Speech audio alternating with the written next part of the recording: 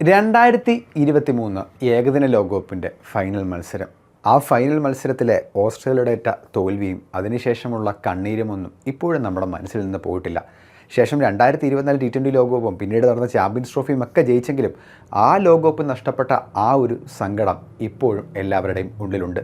എന്തായാലും 2027 4 വർഷങ്ങൾക്ക് ശേഷം ഒരു ലോകകപ്പ് കാലം കൂടി വരവായിരിക്കുകയാണ്. ആ ലോകകപ്പിലേക്ക് അന്ന് നമുക്ക് നേടാൻ കഴിയാതെ പോയ ആ ട്രോഫി വിരാട് കോഹ്ലിയും രോഹിത് ശർമ്മയും ഒക്കെ ഏറ്റുവാങ്ങുന്നത് കാണാൻ ആരാധകർ സ്വപ്നം കാണാൻ തുടങ്ങിയിട്ട് കുറച്ചധികം നാളുകളായി. എന്നാൽ രോഹിത് ശർമ്മയുടെ കാര്യത്തിൽ BCCക്ക് ചില ആശങ്കകളുണ്ട്.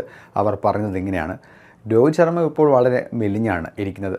പണ്ടത്തെ പോലെ അദ്ദേഹം ഫിറ്റ്നസ് നോക്കാതെയുള്ള ബുദ്ധിമുട്ടുകളൊന്നുമില്ല. എന്തായാലും 2027 വരുമ്പോൾ അവൻ്റെ ഫിറ്റ്നസ്സിൽ ഞങ്ങൾക്ക് ചില ആശങ്കകളുണ്ട്. ഇന്ത്യൻ പ്രീമിയർ ലീഗിനിടെ അവന് പരിക്കേറ്റിരുന്നു. IPL പലപ്പോഴും അവൻ ഇമ്പാക്റ്റ് പ്ലെയറായിട്ടാണ് കളിച്ചത്. ഏകദിന ലോകകപ്പിലേക്ക് വരുമ്പോൾ അവിടെ ഇമ്പാക്റ്റ് പ്ലെയർ എന്നൊരു പരിപാടിയില്ല. മുഴുവൻ സമയവും കളത്തിലുണ്ടാക്കണം. അങ്ങനെ ഒരു ഫിറ്റ്നസ് രോഹിത് ശർമ്മയ്ക്കുണ്ടോ എന്നുള്ള കാര്യം സംശയമാണ്.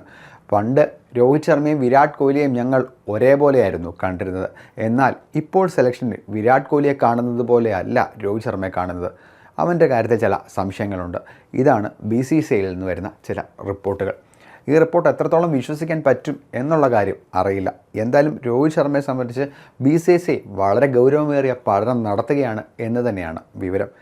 രോഹിത് ശർമ്മ എങ്ങാനും ലോകകപ്പ് കളിക്കാത്ത സാഹചര്യം ഉണ്ടായാൽ ഗില്ലിനൊപ്പം ഒരുപക്ഷെ ഇഷാൻ കിഷനോ അതല്ല എന്നുണ്ടെങ്കിൽ ജയ്സ്വാളോ ആയിരിക്കും ഓപ്പണറായി ഇറങ്ങുക.